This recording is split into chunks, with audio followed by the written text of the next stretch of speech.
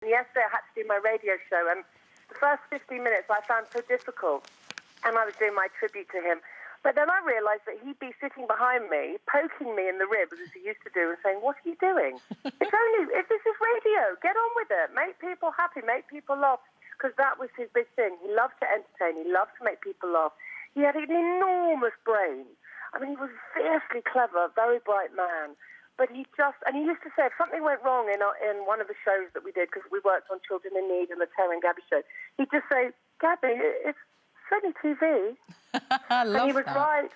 No, it's true. He made it look easy, though, Gaby, didn't he? He just made it look easy, and he had that brilliant connection with his audience, whether he was on telly or radio. Completely. I'll tell you what was which sort of showed me a lot how he was loved. Obviously at home yesterday, I was talking to my dad, because my dad used to work with Terry's son, so it's sort of very much interrelated with the family. But we were talking about our memories of Terry, and then I went off to work, and the taxi driver that drove me in saw me get into the taxi, and he burst into tears. And he said, "I can't imagine how you're feeling, because he's a friend of yours, but I felt he was a friend of mine."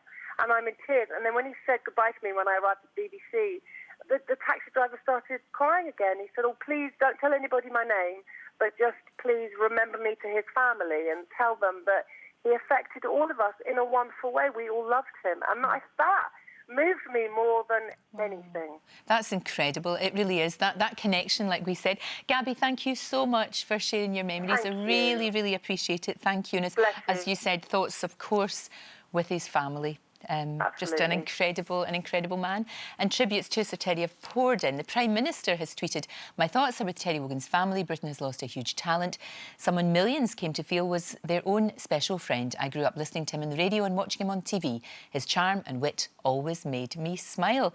Comedian Ricky Gervais has said, "Wogan had a twinkle in his eye. If you have that, it's the last thing you lose, R.I.P." And Joan Collins, who was, of course, interviewed by Terry on a special episode of Wogan, she tweeted, "So shocked and sad to hear about Terry Wogan, one of the greatest TV personalities." And this is so poignant. It's the Telegraph cartoonist who's paid his own tribute, a picture of a very, very sad-looking Pudsey. Sadly, sadly missed.